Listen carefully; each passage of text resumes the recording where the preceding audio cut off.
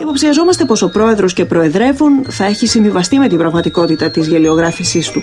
Είναι κάτι που πρέπει να αποδέχονται οι πολιτικοί μας, λέει η πρώτη αντιπρόεδρος του Ευρωπαϊκού Κοινοβουλίου, που ευνηδιάστηκε ευχάριστα εκείνη από μια ευγενική γελιογραφική εκδοχή της. Θυμάμαι όταν ήρθε στο γραφείο σκητσογράφος, είχε κερδίσει ένα διαγωνισμό και ανέλαβε να κάνει τα σκίτσα των 12 ευρωβουλευτών που επέλεξε το Ευρωπαϊκό Λαϊκό Κόμμα.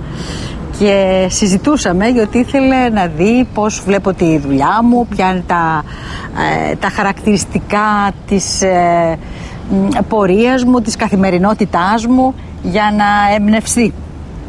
Και θυμάμαι... Άρα δεν είναι μόνο να δει ο γελιογράφος, δεν θέλει μόνο να δει, θέλει να γνωρίσει κιόλας. Θέλει να γνωρίσει, διότι δεν ήταν κάποιος από το χώρο μας. Κέρδισε ένα διαγωνισμό. Θέλω να πω, αυτή είναι η διαφορά μιας φωτογραφίας. Ακόμη και η φωτογραφία έχει ψυχή, αλλά εδώ πρέπει να απεικονίσει και την προσωπικότητα. Μια πραγματικότητα, ναι.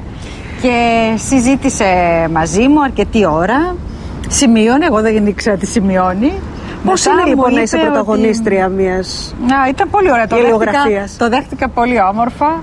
Και λέω γελιογραφίας, όχι ενός πορτρέτου απλού, μιας γελιογραφίας. Ξέρετε, καταρχάς, νομίζω ότι αυτό που κινεί το ενδιαφέρον του πρωταγωνιστή ή της πρωταγωνίστριας είναι πώς οι άλλοι σε βλέπουν.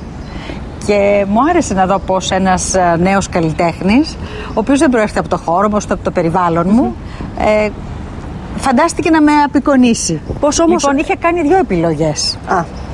Η μια είναι με τις μεταφορές, αυτό που βλέπουμε σήμερα, με έχει εμένα στη μέση ενός... Ως μέλος της Επιτροπής Μεταφορών, λοιπόν, του Ευρωπαϊκού Κοινοβουλίου. Να περνάω ένα δρόμο και βλέπουμε σιδηρόδρομο, καράβι, αεροπλάνα, είναι τα μέσα μεταφορών τα οποία έχουμε σήμερα, τα προωθεί το Ευρωπαϊκό Κοινοβούλιο με την νομοθεσία, με τις πολιτικές, με τις στρατηγικές.